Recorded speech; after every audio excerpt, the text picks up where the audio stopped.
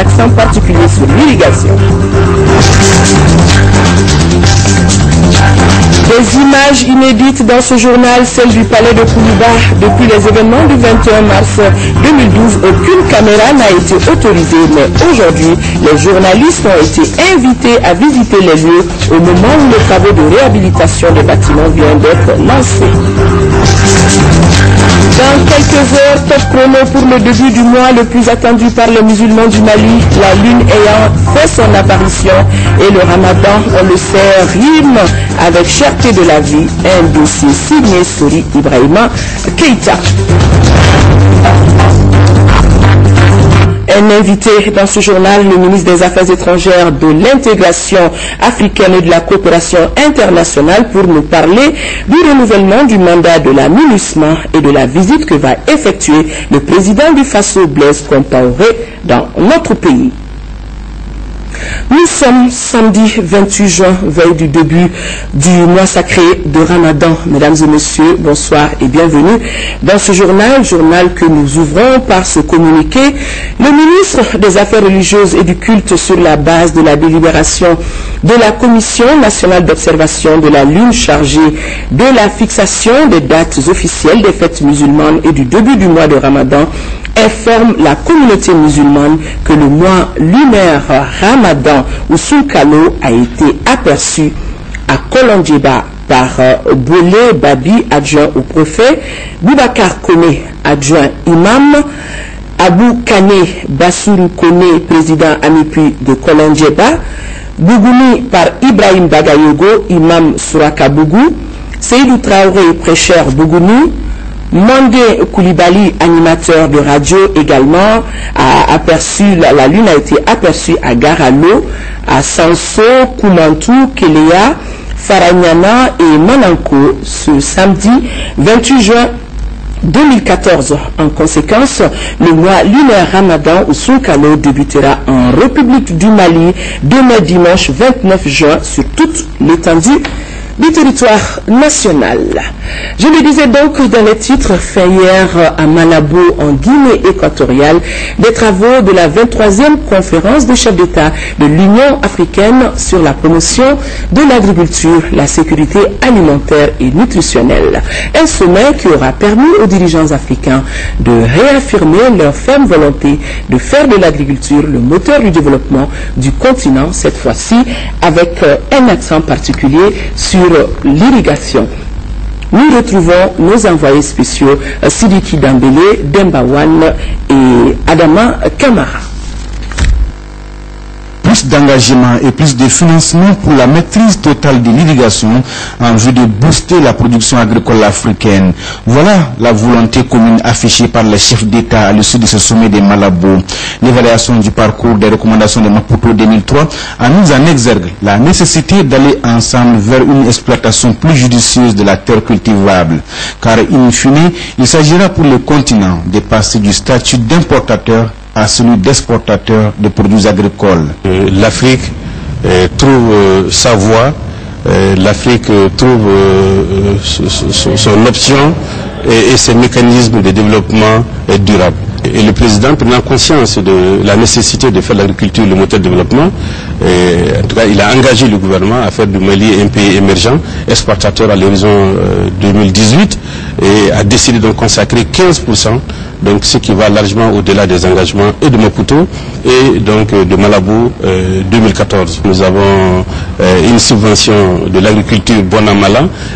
Notre pays consacre 35 milliards à acheter les engrais, les semences vraiment pour booster la production et la productivité. Autre recommandation de taille de Malabo 2014, c'est le développement de l'option irrigation contrôlée, une maîtrise totale de l'eau sur le continent et le renforcement de la coopération sud-sud sur toute la chaîne de production agricole. Je me réjouis que la maîtrise de l'eau soit au centre ici des préoccupations. Le Mali étant un pays du Sahel qui recèle le plus de potentialités agricoles, notre pays a décidé, au-delà de l'engagement du président de la République, 100 000 hectares pour son quinquennat, nous, au département, nous avons donc poussé cet engagement-là à 350 000. nous pensons que nous avons les moyens. Il y a une mobilisation réelle de la communauté internationale. Et ce qui est réjouissant, c'est que le continent prend conscience de la nécessité de renforcer la coopération sud-sud. Convaincus qu'il ne peut y avoir de production agricole sans un climat de paix, les chefs d'État ont réitéré leur soutien aux efforts visant à consolider les avancées enregistrées dans la stabilisation du Mali. Ils ont en outre exigé le rétablissement de l'autorité de l'État sur l'ensemble du territoire national. Le président de la République, Ibrahim Boubacar Keïta, avant de quitter Malabo, a été reçu en audience par le président de la République de Guinée équatoriale, Teodoro Obiangema Mbazogo. Les deux chefs d'État envisagent le renforcement de la coopération bilatérale. Le compte-rendu de nos envoyés spéciaux, Ndeye Sissoko, Dembawan et Adama Kamara. La Guinée équatoriale, ce petit pays du centre-ouest du continent africain, avec une population d'environ 800 000 habitants, fait aujourd'hui la fierté de tout Africain. Un succès dû en partie au pétrole et au gaz. Le pays est le 3e producteur de pétrole en Afrique subsaharienne, 5e au niveau de tout le continent africain, toute chose qui contribue à son développement. Pendant l'entretien que lui a accordé le président de la Guinée équatoriale, Teodoro Obiang Nguema Mbassongo, le président de la République, Ibrahim Boubacar Keïta, n'a pas manqué de le féliciter pour les avancées enregistrées dans son pays avant d'annoncer le renforcement de la coopération entre nos deux pays. D'abord, je tiens à remercier notre ami, le président Teodoro Obiang Nguema Mbassongo, pour l'accueil fraternel et très chaleureux qu'il nous a accordé ici en terre africaine de Guinée équatoriale. Nous avons tenu aussi à le féliciter pour ce que nous avons vu ici, pour le développement de ce pays africain, qui est notre fierté. Et je vois que quand un de nos frères, dans la lutte pour le développement, réussit, nous avons le devoir de l'encourager et de le lui dire. On a toute notre estime de rien et la fierté que tout Africain aujourd'hui ressent quand il vient à Malabo. Et bien sûr, nous allons explorer les pistes de coopération possibles entre la Guinée équatoriale et le Mali. Et je crois que cela est en bonne voie. Nous avons un ambassadeur malien accrédité auprès du président Teodoro Obiang Nguema qui va prendre fonction bientôt dès que nous avons l'agrément. Et le doyen doit faire la grande surprise aussi de nous dire qu'il va accréditer aussi à Bamako. Et avec résidence à Bamako, l'ambassadeur de Guinée équatoriale. Donc vous avez ravi au sortir de l'audience que mon grand frère m'a accordé. Merci. Muchas gracias. Merci. Merci. Merci. La coopération entre le Mali et la Guinée équatoriale s'annonce donc sous de beaux auspices. Juste après, le président Ibrahim Boubacar Keïta a son tour reçu les présidents du Ghana, du Tchad, du Niger, du Congo, Brazzaville et du Bénin. Ibrahim Boubacar Keïta a également reçu l'assistant du secrétaire chargé des affaires africaines des États-Unis. Nous retrouvons nos envoyés spéciaux Ndeye Sissoko, Dembawan et Adama Kamara. Les dirigeants africains réunis à Malabo en Guinée équatoriale ont profité de l'occasion pour échanger sur les sujets d'actualité en séance de travail et en entretien privé. Au centre de conférence de Sipopo, dans la grande salle aménagée pour les audiences présidentielles, le centre d'intérêt était le salon du président de la République, Ibrahim Boubacar Keïta. Le chef de l'État a reçu plusieurs de ses pairs qui ont souhaité le rencontrer pour échanger sur les sujets de l'heure. Le président de la République du Ghana, John Dramani Mahama, a été la première personnalité à être reçue par Ibrahim Boubacar Keïta. Dans une atmosphère détendue, les deux chefs d'État ont fait le point de leur coopération. Well, the main subject of the meeting was to do with issues of peace and security. As you know, Ghana dirige maintenant la communauté économique des États de l'Afrique de l'Ouest et nous avons cette responsabilité de coordonner les questions de paix, de sécurité et de développement dans la région. Et en plus de ça, vous êtes certainement conscient des relations historiques entre le Ghana et le Mali. Et naturellement, avec le président Keïta à la tête du Mali, c'est normal que nous nous retrouvions de temps en temps pour discuter des questions de relations entre le Mali et le Ghana. Nous avons absolument confiance à ce qui se passe au Mali et nous pensons que l'intégrité territoriale et la souveraineté du Mali doivent être préservées et nous sommes confiants que les discussions et les échanges en cours puissent aboutir à une paix durable. Juste après, ce fut au tour du président de la République du Tchad d'être reçu par le président de la République. Rappelons que depuis le début de la crise au Mali, le Tchad a toujours été aux côtés de notre pays et a intervenu pour empêcher l'avancée des terroristes. Le président Idriss Déby Itno est venu prendre à la source des informations sur la situation au Mali. Ça m'a permis, par cet échange avec le président Ibeka, d'avoir en fait, disons, une idée précise de la situation au Mali, en particulier dans le nord du Mali. Ça m'a permis aussi d'avoir en fait, disons, de savoir, je dis bien, de connaître les initiatives qu'il prend, allant dans le sens de l'apaisement, puis ramener la paix par le dialogue plutôt que par la force. Donc nous ne pouvons que vraiment encourager toutes ces initiatives qu'il prend. Et nous avons besoin vraiment de la paix au Mali, comme nous avons besoin de la paix chez nous. Donc voilà évidemment tout notre soutien dans ce sens. De la situation au Mali, il en a été question durant toutes les audiences. Celle avec le président Denis Sassou Nguesso du Congo-Brazzaville, avec le président nigérien Mahamadou Issoufou et le président béninois Boni Yayi. Les chefs d'État ont tous manifesté leur attachement à l'intégrité du territoire malien et encouragé les efforts du gouvernement dans la poursuite du dialogue, dans la recherche de la paix et de la cohésion sociale. À la suite des chefs d'État, le président de la République a reçu en audience la secrétaire adjointe chargée des affaires africaines des États-Unis. Elle est venue apporter le soutien du président Obama, échanger sur la situation au Mali et sur la tenue en août prochain du sommet de Washington, auquel est invité le président de la République. We are great friends of Mali, and I wanted to take the opportunity. Nous avons bien sûr de bonnes relations avec le Mali et nous avons voulu pendant ce sommet de l'Union africaine prendre cette opportunité de rencontrer Monsieur le Président et bien sûr Monsieur le Ministre pour discuter des préoccupations mutuelles au sujet du développement et de la sécurité. Et ce qui a été retenu, c'est que votre Président travaille beaucoup pour assurer la sécurité et le développement de Mali et que nous faisons beaucoup ensemble en partenariat. Nous avons aussi discuté le sommet du président Obama qui organise avec les chefs d'État africains qui va se tenir entre le 4 et le 6 août de cette année. Bien sûr, le peuple de Mali peut compter sur les États-Unis. Nous avons une grande amitié avec le Mali. C'est une relation qui a duré pendant des siècles et des siècles et nous allons travailler ensemble. Les différents entretiens auront permis à chacun de mieux cerner la situation au Mali et de se concerter sur les questions bilatérales pour œuvrer ensemble à la stabilité de la sous-région. Restons à Malabo pour faire un clin d'œil sur nos compatriotes vivant dans ce pays. Selon les estimations, ils sont officiellement près de 9000 Maliens qui excellent dans le commerce, les BTP ou les services. Malgré les difficultés auxquelles ils sont confrontés, leur apport à l'économie nationale est tout de même considérable. Nos envoyés spéciaux ont fait le tour de la ville. Voyons leur reportage. Malabo, la capitale équato-guinéenne, est une ville insulaire avec environ 250 000 habitants. Une très belle capitale bien verdoyante où cohabitent Malaboniens et autres citoyens de la sous-région, dont des Maliens. Ces derniers officiellement sont estimés à 9 000 personnes par la chancellerie.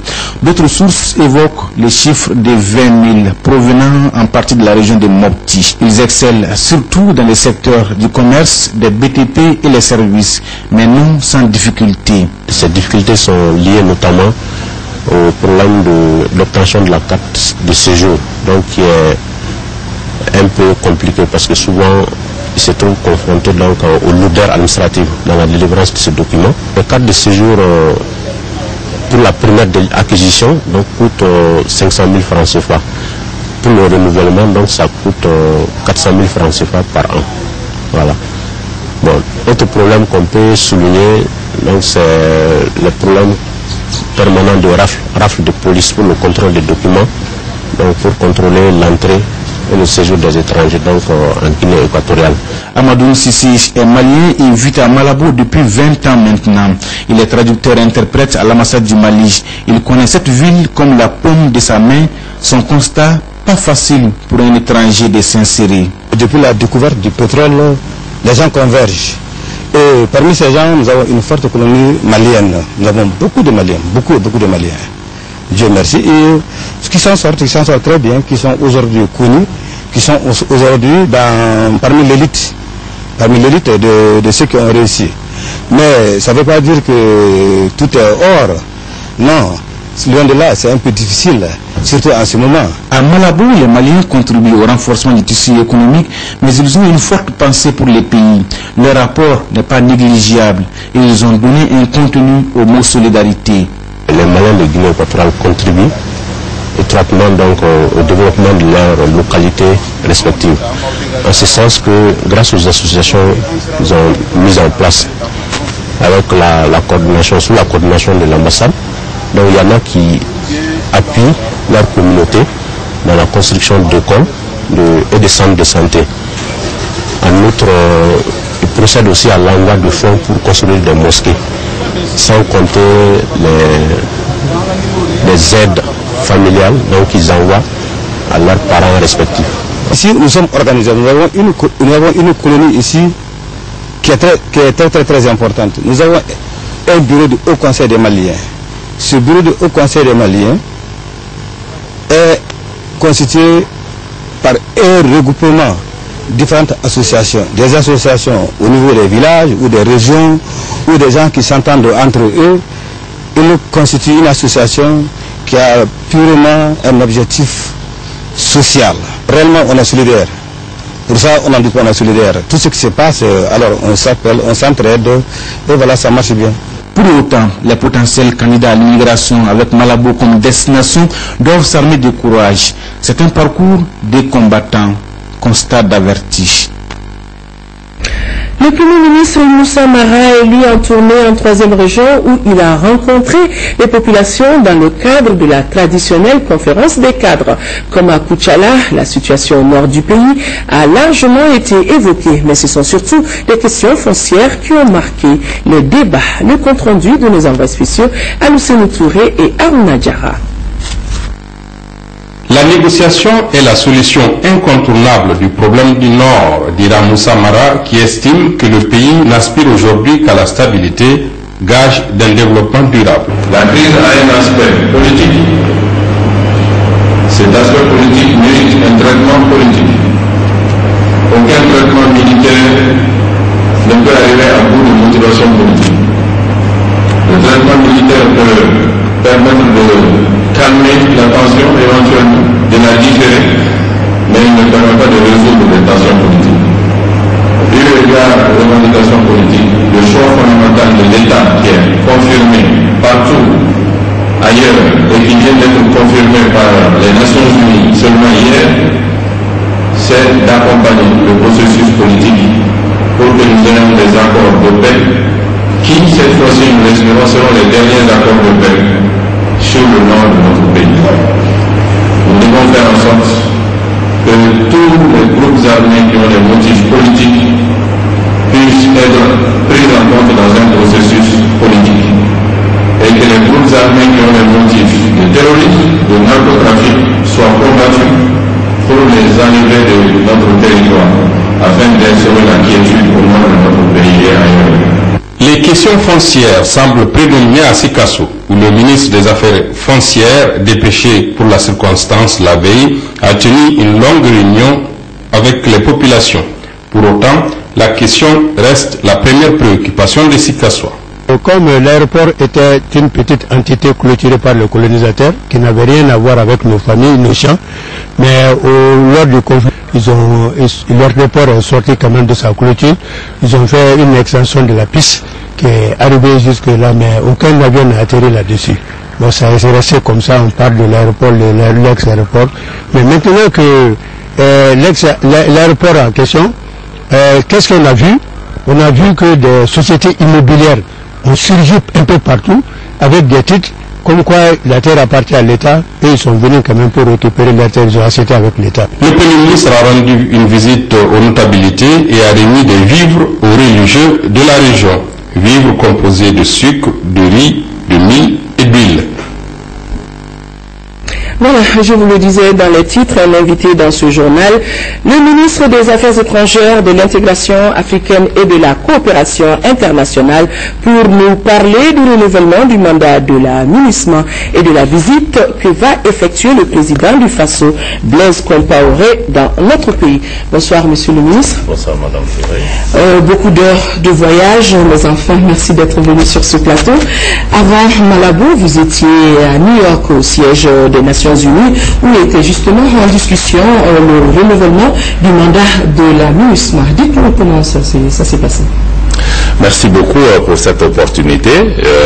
Comme vous le savez, le Conseil de sécurité des Nations Unies vient donc d'adopter la résolution 2164 qui vient donc remplacer la résolution 2100 qui concernait un peu le Mali.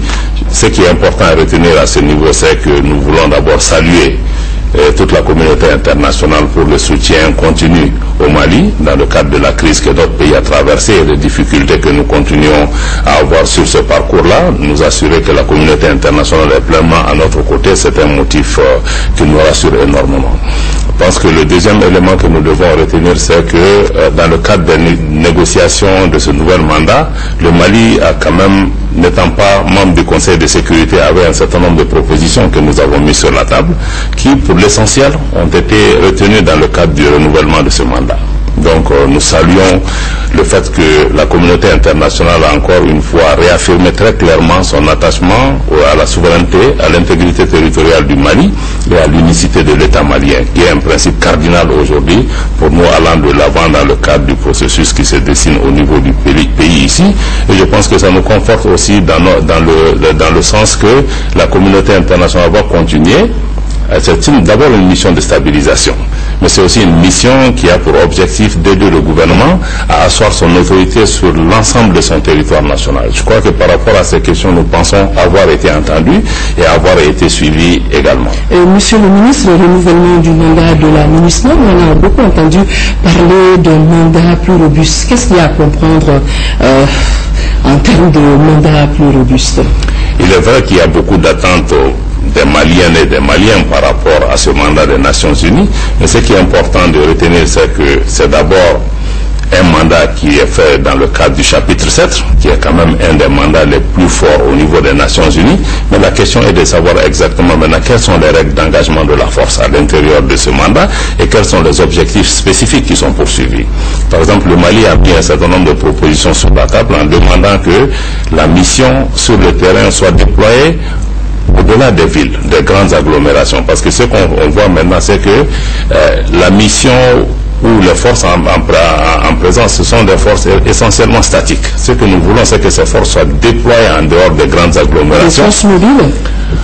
Elles doivent être beaucoup plus mobiles, beaucoup plus flexibles, mieux équipées, mais aussi se déployer en dehors des grandes agglomérations, parce que ce que nous nous rendons compte que la menace vient essentiellement des zones non urbaines, où les forces hostiles utilisent ces zones-là, se préparent et viennent attaquer les villes. Donc dans le cadre du nouveau mandat, nous avons souhaité qu'il y ait des patrouilles conjointes entre les forces armées maliennes et la MINUSMA pour pouvoir vraiment mieux prendre en charge ce type de menaces. Mais ce qui est important aussi, au-delà de la question juste de renforcement du mandat et de clarification du mandat, nous avons souhaité aussi que la MINUSMA elle-même puisse être dotée de moyens logistiques, financiers et humains qui ont été déjà promis. Parce qu'on se rend compte qu'aujourd'hui, les moyens logistiques promis à la mission sont en deçà de 40%.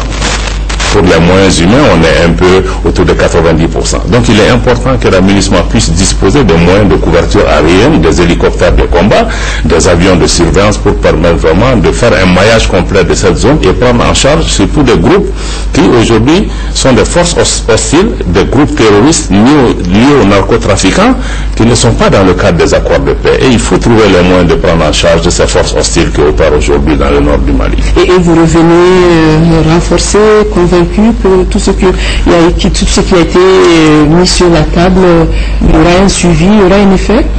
Bon, disons que nous revenons satisfaits par rapport à notre point initial, par rapport à ce que nous avons demandé, mais soyons réalistes aussi. Je ne pense pas que la mission des Nations Unies elle-même puisse résoudre tous les problèmes du Mali. Je pense qu'elle a ses limites. Il appartiendra aux Maliens de se mettre ensemble pour trouver des solutions à long terme. Donc je pense que l'apport de la MINUSMA, c'est un appoint. Mais il nous appartiendra de dessiner des schémas politiques qui nous permettent aujourd'hui de nous sortir, y compris le renforcement de nos forces armées maliennes, qui ont quand même une mission régalienne d'assurer la sécurité du pays. Je pense, mais ça aussi c'est une tâche de longue haleine, et ça fait partie justement aussi de l'engagement de la communauté internationale d'appuyer le Mali pour pouvoir vraiment mettre en place une armée non seulement républicaine, mais une armée qui est capable de gérer la menace et de protéger les Maliennes et les Maliens. Oui, mais, Monsieur le ministre, quand on entend les Nations Unies demander au Mali d'aller vers des négociations et que le statu quo ne pourrait plus perdurer, ne pourrait plus perdurer, qu'est-ce que... Bon, je dirais que les Nations Unies sont dans leur rôle. Mais je ne pense pas que le fait que nous allions aujourd'hui aux négociations, c'est dans notre intérêt national. Et nous n'allons pas à ces négociations parce qu'on nous demande de le faire. Parce que nous avons l'intime conviction, et le président de la République a clairement fait part de sa volonté d'aller au dialogue et de trouver des solutions durables, et qu'il veut un accord de paix global et définitif. Je pense que cet engagement est déjà là. Mais naturellement, je pense que nous accueillons favorablement toute demande de la communauté internationale d'accélérer la cadence dans cette direction, mais je pense que nous ne sommes pas poussés à le faire. Nous le faisons parce que nous y croyons. Monsieur le ministre, la transition elle est toute trouvée pour parler de cette visite qui va effectuer à partir de lundi le président du Faso, médiateur dans la crise malienne dans notre pays. Est-ce à dire que le fil du dialogue est renoué avec Ouagadougou, Bamako et Ouagadougou? Je pense que le fil du dialogue n'a jamais été rompu. Nous avons d'excellentes relations d'amitié, de collaboration et de fraternité avec le Burkina Faso, dont nous saluons au passage l'implication continue depuis des années avec le Mali pour aider à ramener la paix et la stabilité au Mali, et nous saluons le rôle personnel qu'a joué le président Compaoré à cet égard. Donc, comme vous le savez, cette visite du président Compaoré que nous accueillons favorablement au Mali, et chaleureusement aussi au Mali, se situe dans le cadre de contacts réguliers avec son frère, son Excellence le président Ibrahim Boubacar Keïta, pour envisager ensemble les voies et moyens de renforcer notre collaboration, mais aussi d'avoir un échange sur la meilleure façon de ramener la paix et la stabilité, parce que ce qui se joue au Mali ici a un impact sur l'ensemble de la sous-région. C'est comme ça que nous voyons un peu ce rôle-là, et je pense que la CEDEAO et le Burkina ont toujours été engagés dans ce processus, et il n'y a pas d'équivoque à ce niveau-là. Voilà, donc début juillet a été retenu pour démarrer justement ces négociations, et c'est Alger qui a été choisi. Le Mali en allant à Alger, qu'est-ce que vous allez négocier à Alger?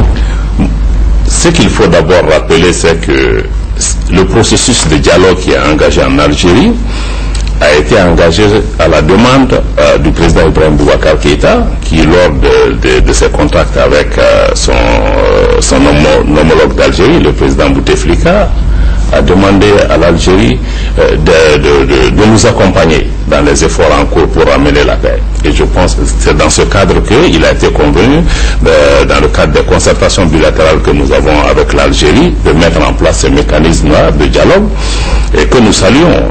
Il y a eu des avancées à Alger récemment, parce que l'ensemble des groupes armés présents dans le nord du Mali se sont engagés dans une plateforme, dans deux documents séparés, mais dans l'ensemble de ces deux documents, ce qui était important pour le Mali, c'est que ces accords s'inscrivent clairement dans le cadre des lignes rouges que le président de la République a tracées par rapport à la négociation de tout accord de paix, à savoir le respect de l'intégrité territoriale du Mali, le respect de l'unicité de son État, le respect de notre souveraineté nationale et le respect du caractère laïque de la République.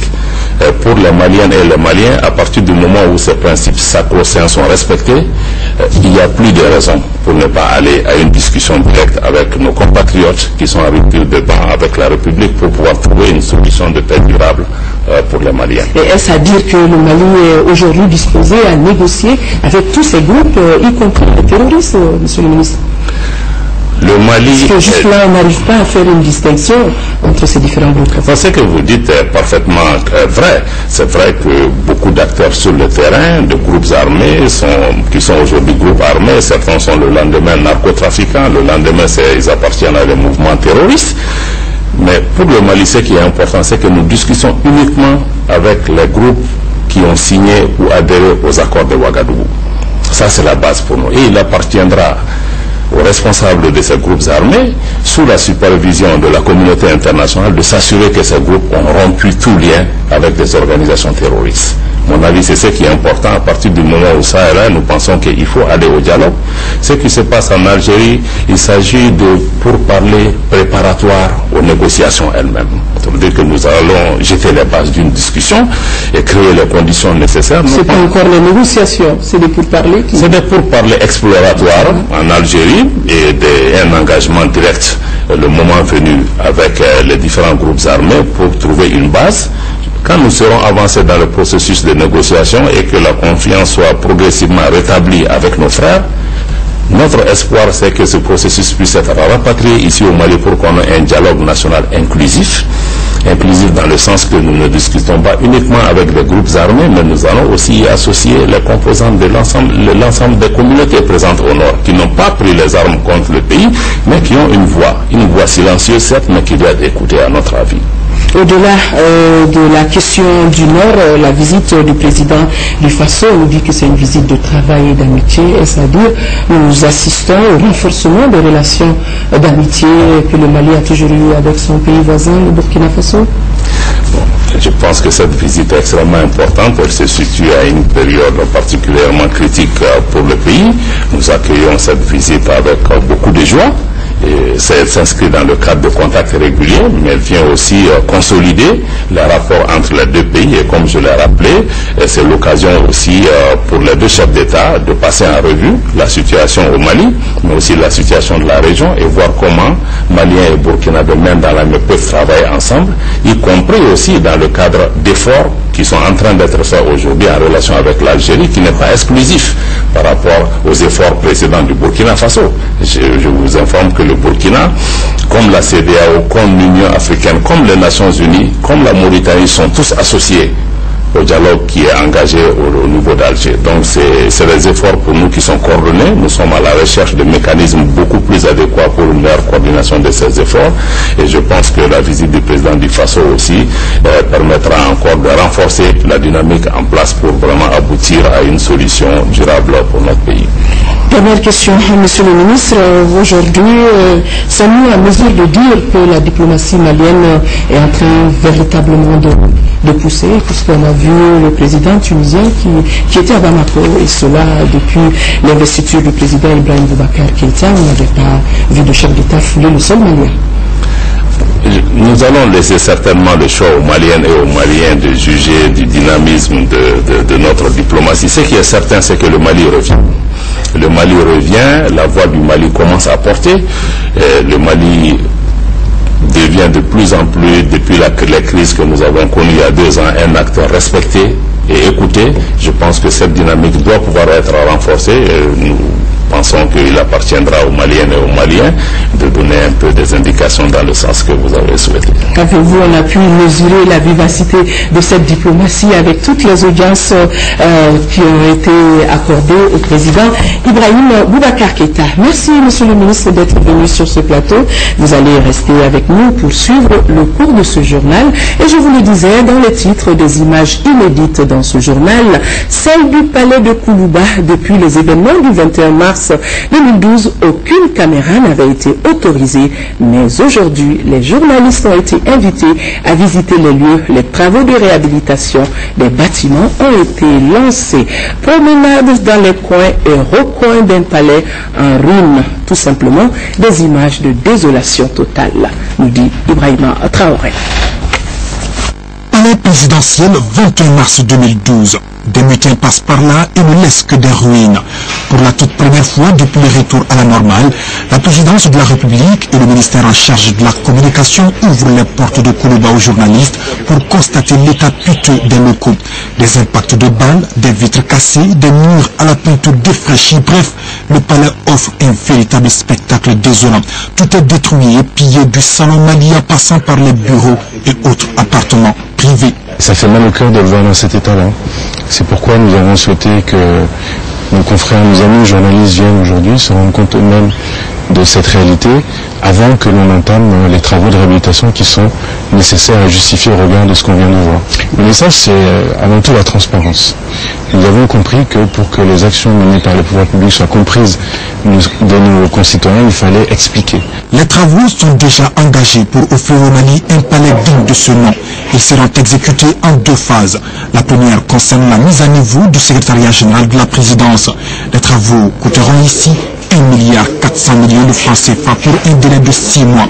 La seconde phase, qui démarre dans une semaine, va durer 1 an et concerne le bâtiment principal du palais présidentiel.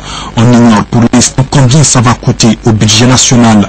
Quant à l'architecture du palais, elle restera inchangée. C'est un palais historique, un monument classé au patrimoine national et dont la perspective est qu'il soit classé au patrimoine mondial de l'humanité.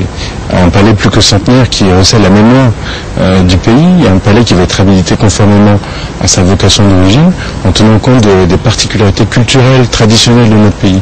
Je le disais tout à l'heure, il va y avoir un travail qui sera fait avec des artisans maliens, pour que nous ayons des statuettes, des tapisseries, des tableaux maliens qui reflètent la diversité culturelle de notre pays. Et l'objectif est que chaque Malien, où qu'il soit dans le monde, soit fier de notre palais de la République. 2 entreprises, une française et l'autre ivoirienne, sont sélectionnées pour la réalisation des travaux. En attendant, le président de la République et ses collaborateurs s'installent dans d'autres bâtiments annexes, toujours à Kourouba. Les 263 fonctionnaires et contractuels de l'État radiés par arrêté du ministre de la fonction publique, c'était en octobre 2012, vont réintégrer la fonction publique. Un protocole d'accord entre le gouvernement représenté par le ministre en charge de la fonction publique et les intéressés regroupés au sein de l'association Touche pas à mon droit vient d'être signé dans ce sens. Et c'était en présence des représentants de l'UNTM et de la CSTM. Compte rendu Traoré. Cette signature du protocole d'accord entre le gouvernement et le collectif Touche pas à mon droit met fin à un conflit. Les 263 fonctionnaires et contractuels de l'État qui avaient été radiés par un arrêté du ministre de la fonction publique le 2 octobre 2012 vont désormais réintégrer la fonction publique. Nous allons réintégrer les 263 jeunes qui sont les contractuels et les fonctionnaires tel que dit par la grosse de la Cour suprême. Et vous conviendrez avec nous également que tout ce qui est prescrit dans le statut général des fonctionnaires devra aussi être observé. Cela veut dire que les jeunes aussi ont compris que lorsqu'on est médecin et qu'on est payé comme médecin par la fonction publique, on devra avoir les attributs de médecin. Les membres du collectif Touche pas à mon droit, visiblement soulagés par ce dénouement, se disent prêts à travailler pour le développement du Mali. Sentiment très heureux et très content pour mes camarades, parce que voilà, 22 mois de lutte viennent de finir aujourd'hui par un accord que nous avons eu avec l'État. Nous sommes des Maliens, nous ne pouvons pas vivre au Mali et vivre en dehors de ce que les Maliens font. Et lorsque nous allons retourner à nos postes, nous allons travailler comme tous les autres fonctionnaires ordinaires du Mali. Par cet accord, le collectif renonce aux arriérés de salaire de 2 ans de rupture. Le gouvernement de son côté s'engage à prendre en charge les remboursements des cotisations de la Caisse malienne de sécurité sociale et de l'INPS. Madame le ministre de la Culture, Madame Diaye Ramatoulaye Diallo, vient d'effectuer une visite de travail au Qatar avec son homologue qatari en vue de poser les bases d'une signature prochaine de convention culturelle entre le gouvernement de la République du Mali et le gouvernement de l'État du Qatar.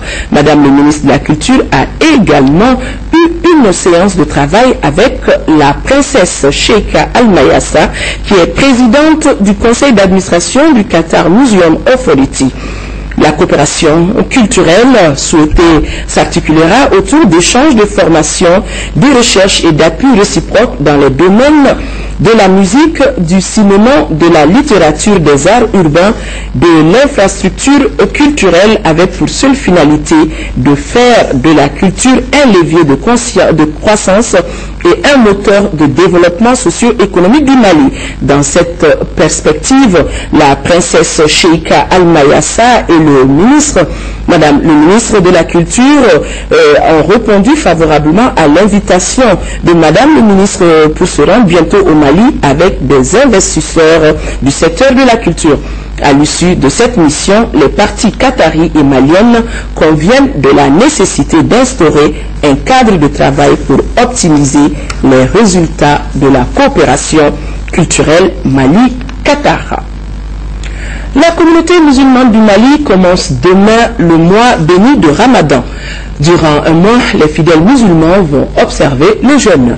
Le ministre des Affaires religieuses et du culte lance un appel aux musulmans pour que ce soit un mois de pardon, de zikr, de bénédiction et de prière. À cette occasion, Tcherno Oumar Has Diallo nous livre ici son message. Il est au micro de Inaba.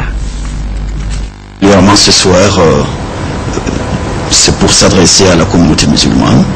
Nous rentrons dans un mois béni du Ramadan. C'est le mois qui, même avant la période islamique, a été appelé mois de la trêve. Alors donc, qui fait que cette confirmation du mois de tous les pardons, de toutes les retenues, et donc, en tant que ministre des Affaires religieuses et du culte, il est une obligation, cela au nom du président de la République, El Hadji Ibrahim Boubacar Keïta, le chef du gouvernement, M. Moussa Mara, d'interpeller notre communauté, la communauté musulmane, de son devoir en ce mois sacré du Ramadan.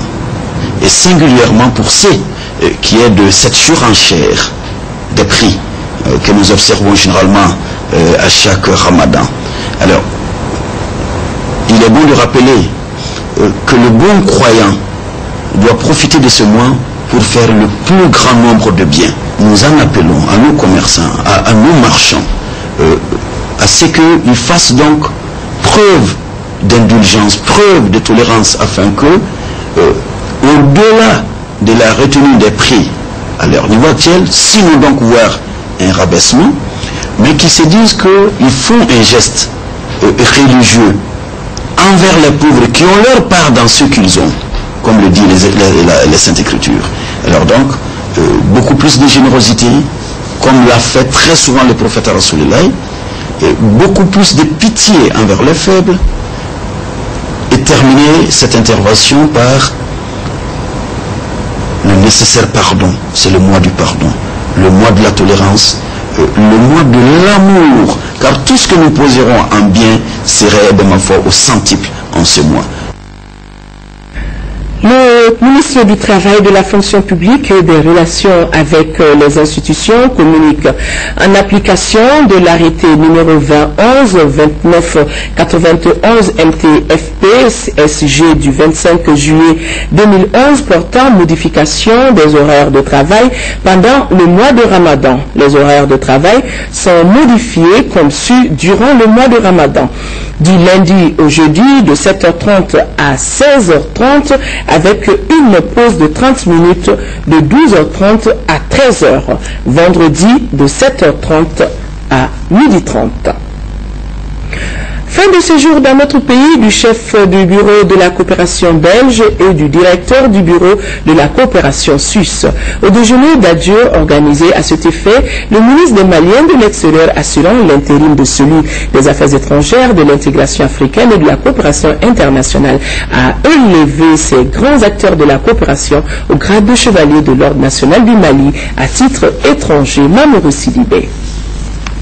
Deux coopérants se retirent après une mission bien remplie. Il s'agit de Luc Riche, chef de bureau de la coopération belge, et Mirko Manzoni, directeur résident du bureau de la coopération suisse.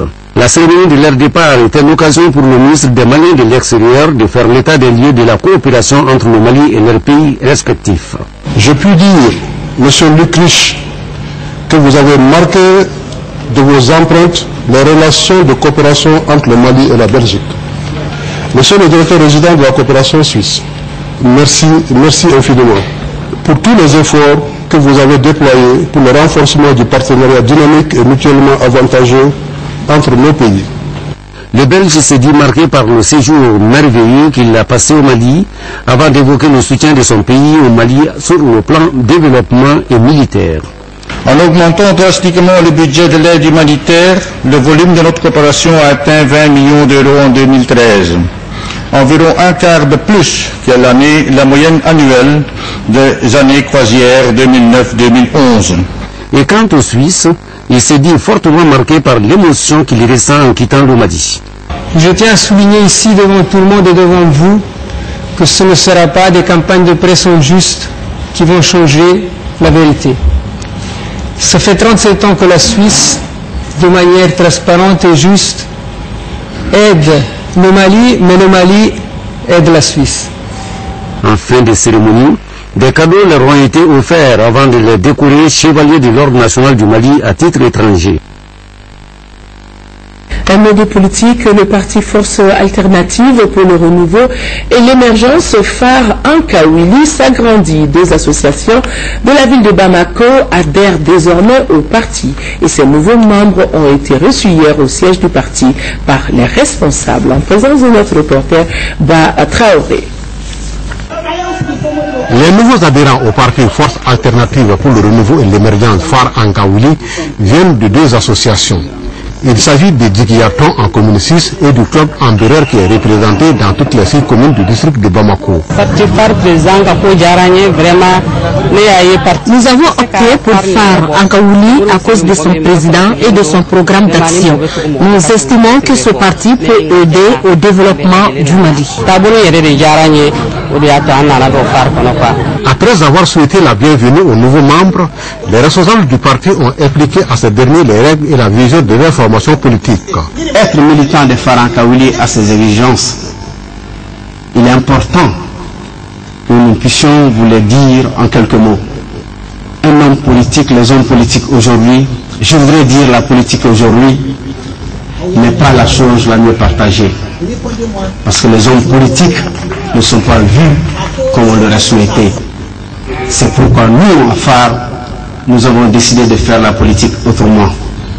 De faire la politique pour la jeunesse de ce pays, de faire la politique pour les femmes de ce pays, de faire la politique pour les hommes, les femmes, les vieux et les jeunes. Faire la politique autrement veut dire donner à la jeunesse plus de chances, donner des perspectives à la jeunesse. La direction du parti Force Alternative pour le Renouveau et l'émergence a saisi l'occasion pour rappeler à l'assistance son appartenance à l'opposition, mais une opposition constructive, a-t-elle souligné. Le ministre de l'Équipement, des Transports et du Désenclavement a présidé l'ouverture des travaux du Comité national de sûreté de l'aviation civile. Objectif, c'était surtout de diagnostiquer les difficultés en vue de prendre les mesures idoines pour prévenir des actes illicites au niveau de l'aéroport de Bamako-Seno. Reportage Youssouf Diakité. L'Agence nationale de l'aviation civile fait le point de ses activités à travers le Comité national de sûreté de l'aviation civile. Le Comité national a pour entre autres objectif d'étudier les recommandations formulées par les comités de sûreté d'aéroports pour adopter des mesures contre les actes d'intervention illicites au niveau des aéroports. Les difficultés rencontrées, c'est surtout le comportement des hommes. Lorsque vous venez dans une zone qui est réglementée, on vous demande de vous identifier pour passer dans cette zone. Vous devez décliner votre identité si vous ne portez pas un badge. Et votre identité seule ne vous donne pas accès à la zone qui est réglementée. Il s'agit là de diagnostiquer les difficultés en vue d'apporter des solutions concrètes. Ces difficultés sont surtout relatives à l'inefficacité dans la mise en œuvre des procédures d'inspection, filtrage des passagers et autres personnels de l'aéroport. Nous avons des solutions, c'est justement de sensibiliser les uns et les autres sur leur comportement pour que nos aéroports soient sécurs.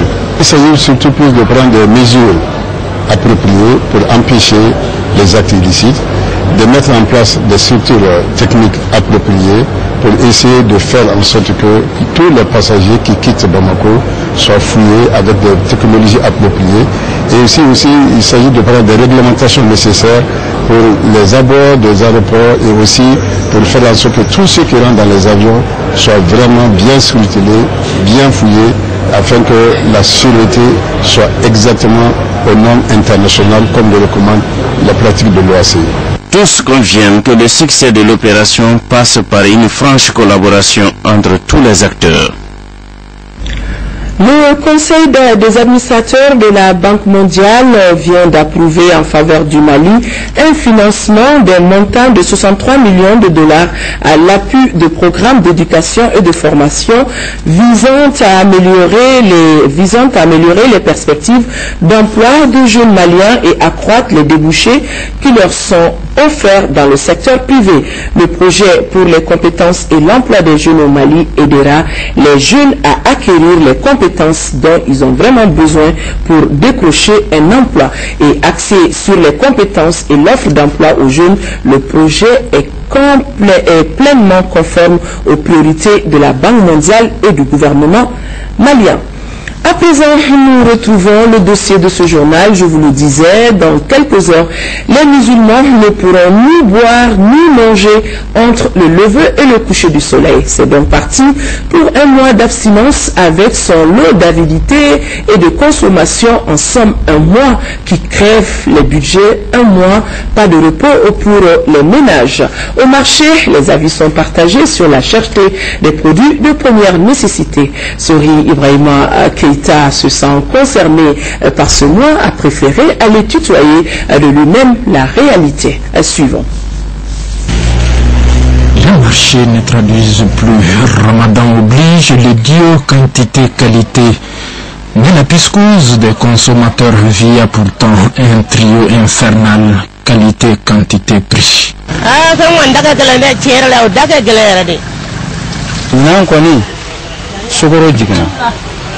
Ani santo ma kɛ kelen awɔ bon nɔnɔ fana a b'a prix kɔrɔ la foyi ma fara kan. Je pense qu'il n'y a pas eu augmentation des prix. Tulu kɔni ka gɛlɛn yɛrɛ kosɛbɛ n'u sera ka dɔ bɔ a la a bɛ diya an ye dɛ sunkalo yɛrɛ ɲɛkɔrɔ la misitɔ la filɛ dɔ fara la a ka tuguni. Il n'y a pas eu augmentation. Le prix a tendance même de baisser même.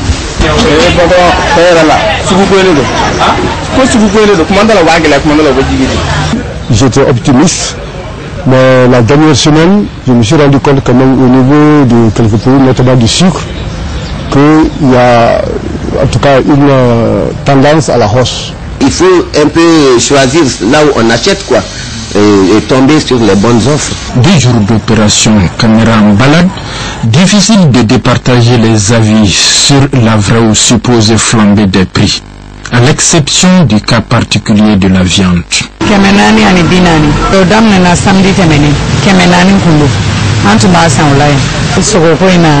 Mu ya gele motifu mu kama no motifu temena utajigi. Bon, binani fala so na poche na soko misigelara et puis folo an be soko an rota kemé saban bisigi. Ama fere kemenani. Bon, me sambe soko an rota kemenani drometa. Ama fere kemenani binani. A bon la gele. Pour que ni tra soko pour ya bon ko le yere ni soro. Un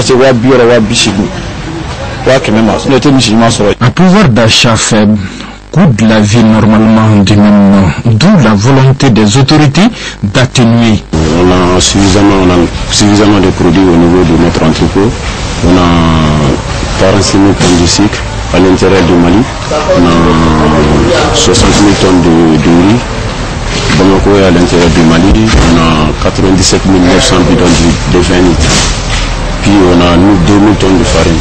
Nous avons un stock important ici, donc et nous pouvons faire face à la demande du mois de Ramadan. Vous voyez que le marché est bien approvisionné, les prix cette année sont inférieurs à ceux appliqués à la même période de l'année passée, sauf pour le lait. Et cela s'explique par une inflation qui dépend de l'extérieur. La viande qui se vend à un prix assez élevé aujourd'hui parce que le bétail malien se trouve actuellement dans les zones où il y a les fourrages. Mais ce bétail est en train de revenir et en même temps le gouvernement pour le lait et pour la viande est en train de prendre des mesures au niveau du commerce pour faire baisser ces prix. C'est évident. La majorité est dans le rang. Reste qu'il existe des brebis galeuses, celles qui croient que tout est permis, même ce qui est interdit. Si on vous donne une marchandise à, supposons, à 20 000 francs, je veux que le commerçant vende à 20 250, sinon 20 500. Une marge de 500 francs. Quoi. Je dis à tous les commerçants de baisser les prix comme on est à l'envers des carèmes pour que tout le monde puisse traverser ces périodes difficiles. L'appel que nous avons lancé, c'est demander aux commerçants détaillants donc, de donner les marchandises au prix acceptable à la population. Le mois de carême est devenu maintenant un mois où chacun essaie de faire ce qu'il peut. Dieu nous a créés et nous a donné la gestion donc, des biens de la terre. Et ces biens de la terre donc, sont destinés à tout le monde. L'augmentation unilatérale est condamnée et je pense que l'État aussi est là pour veiller donc, à ce que les commerçants surtout n'augmentent pas les prix démesurément. Les commerçants, pendant le mois de carême, donc l'islam les invite à fournir beaucoup d'efforts pour que les prix soient à la hauteur du pouvoir d'achat des fidèles pendant le mois de Ramadan. L'islam condamne fermement à la cherté. Non seulement c'est un péché, dans un certain cas, ça devient même, comment dirais-je, un crime. Le prophète alayhi salatu wa salam, dans un hadith authentique, dit que quiconque emmagasine des denrées alimentaires précisément pendant plus de 40 jours et que la personne revend ça un peu plus cher, la personne encourt la colère d'Allah subhanahu wa ta'ala et la personne est exclue de la communauté du prophète Mohammed sallallahu alayhi wa sallam. La flambée des prix consiste à quoi? C'est la recherche abusive du bénéfice. Et Dieu condamne cela parce que c'est accompagné d'avidité. On profite d'une situation où les hommes doivent rechercher Dieu, où les hommes doivent vivre dans la piété, mais d'un côté on devait assouplir les moyens pour pouvoir les permettre de faire cela, mais on les augmente. Et ça c'est condamnable, parce que Dieu veut que l'homme soit protégé dans sa dignité. Cette année est une année spéciale. On est dans une crise très profonde et je souhaiterais que les commerçants maliens, qui sont pour la plupart des musulmans, aient pitié du peuple malien. Le peuple malien est un grand encaisseur. Le peuple malien encaisse énormément. Il est admirable sur ce plan. Donc je souhaiterais que le mois de Ramadan soit vraiment un mois pieux au sens propre du terme, de miséricorde les uns vis-à-vis des autres. Les Américains n'ont-ils pas eu raison de mentionner sur leur billet vert In God we trust? Et ça voudrait dire nous croyons en Dieu. Mesdames et messieurs, c'est donc tout pour ce journal. Merci de l'avoir suivi. Reste à vous souhaiter un bon mois de Ramadan. Qu'Allah subhanahu wa ta'ala nous donne la foi et surtout la force nécessaire pour l'accomplir. Vous aurez demain dimanche votre émission Actu Hebdo de 11h à 12h. Actu Hebdo reçoit demain comme invité le 3e vice-président de l'Assemblée permanente des chambres de métiers du Mali, Mamadou Abdoulaye Ndiaye, et l'ancien président de l'Ordre des pharmaciens du Mali, Dr Nouroum Koulibaly. Actu Hebdo demain de 11h à 12h, une émission animée par Ibrahima Djombele, et Aïssata Ibrahim Meiga sera là pour l'édition de 13h, et je me ferai le plaisir d'être là, Inch'Allah, pour les éditions du soir. Excellente nuit à tous.